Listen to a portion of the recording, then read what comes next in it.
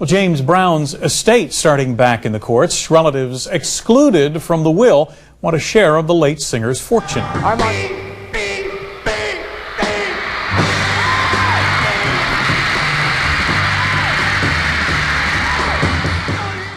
When we played these dances, we would take the money we made and put it on a set of drums or guitar or whatever we needed.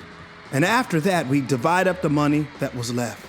James always said we have to create our own style.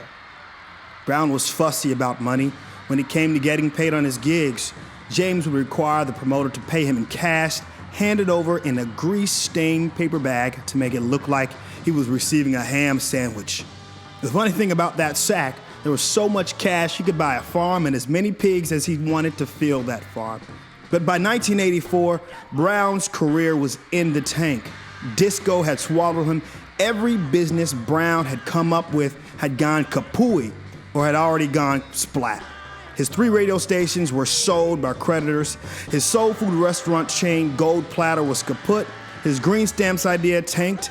And a nightclub he built with an old friend had mysteriously burned to the ground.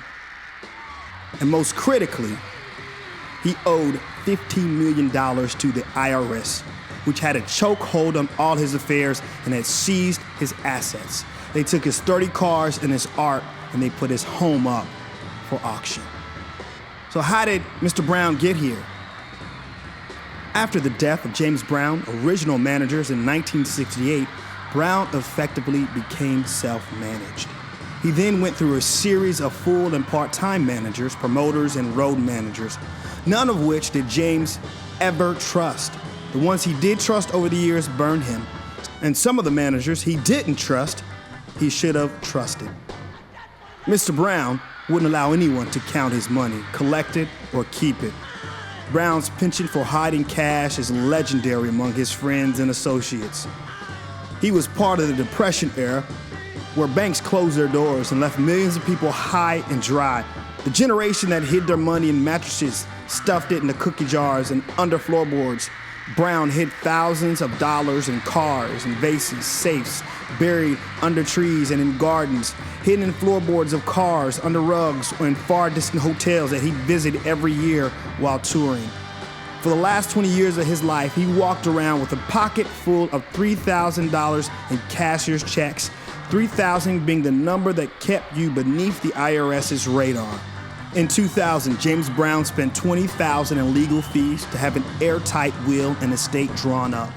The will left his personal effects to his children, plus a $2 million education fund to send his grandchildren to college should they decide to attend, and the rest of it, the bulk of his estate, songs, likeness, music publishing, he left in a trust named I Feel Good Trust.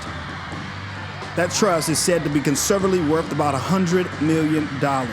And the trust was set up to help educate poor children, white and black, in South Carolina and Georgia. Brown was specific about the main criteria: need. Not black over white or vice versa. With regard to race, he said, there's enough of that. And 10 years after he died, not a dime of Brown's money would go to educate a single impoverished kid in either state. Why?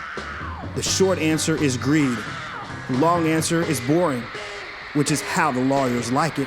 That's how modern-day gangsters work. They don't pull out a gun and stick it in your face.